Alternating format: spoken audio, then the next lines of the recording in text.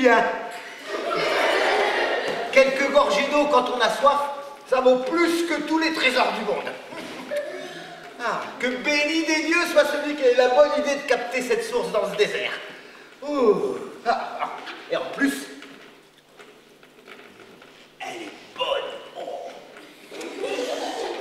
Je sais pas comment ils appellent l'eau qu'il y a par ici. Dans le pays que je viens de traverser, c'était Mizu. Et dans celui d'avant, c'était Nyok. Remarquez, il y a autant de noms pour l'eau qu'il y a de peuples sur la terre. Tiens. Tiens, par exemple, les Arabes, eux, ils disent Ma. Notre mère, l'eau. Ma. Et les Indiens, Quechua, ils disent Yaku. Ah, je vais mourir. Je vais mourir. Mais non, Yona est une princesse courageuse. Aussi, se met-elle en route. Elle marche sous le soleil implacable qui brûle ses dernières forces. Et elle finit par tomber, épuisée. Elle ne peut plus aller plus loin. Pardonne-moi, petite goutte. J'aurais voulu te ramener jusqu'au château, mais je suis trop fatiguée. Et elle s'évanouit. Bon, alors ce coup-là, elle meurt. Oh bah, il y a le soleil qui la brûle, elle a plus d'eau. Bon, je vais voir si je peux la sauver. C'est du lait de chèvre. Oh, elle avale. Et puis, elle sent un regard sur elle. Yona, la princesse, en écoutant couler l'eau, se rappelle de l'histoire de Haut, quand elle était toute seule dans sa gourde. Voilà ce que j'ai vu, voilà ce que j'ai entendu. Il n'y a d'eau dans tout le désert comme cet endroit. Et chaque jour, c'est le même lent défilé de bêtes et de gens qui viennent boire à la source qui est gardée par des hommes en armes.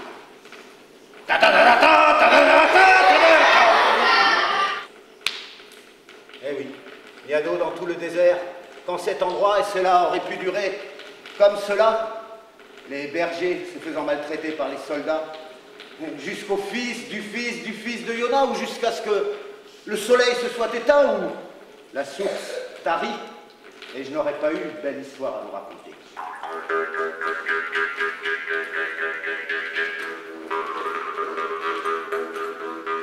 Et je me suis senti fondre. Je suis redevenu, enfin, une goutte d'eau. Alors là, j'ai glissé le long du glacier et j'ai fini par retrouver le sol.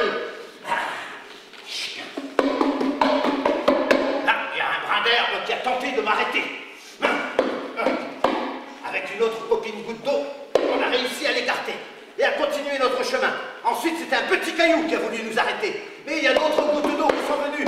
Et ensemble, on a réussi à lui passer par-dessus et à commencer à serpenter dans la prairie, au milieu des touffes d'herbe. Et comme ça, très rapidement, on a pu retrouver le torrent. Ah là, le torrent, lui, c'est pas 10 000 ans qu'il a mis pour descendre de la montagne. Ah non, lui, il a écarté les rochers, déraciné les arbres, et il a foncé tout droit. Même les plus hautes falaises ne l'arrêtent pas. On était en haut des falaises et là, ya!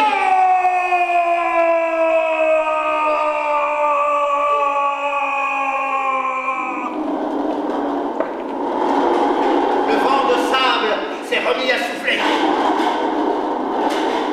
Il a poussé d'énormes dunes qui, petit à petit, ont commencé à recouvrir le lac. Et bientôt, le lac a complètement disparu. Il ne faisait plus qu'une poche sous le désert. Je me sens soudain légère, très légère. Et une risée de vent chaud commence à me faire monter dans le ciel jusqu'à un grand nuage tout blanc. Et le grand nuage tout blanc, porté par le vent, il part à toute vitesse. Enfin, parfois un peu plus doucement.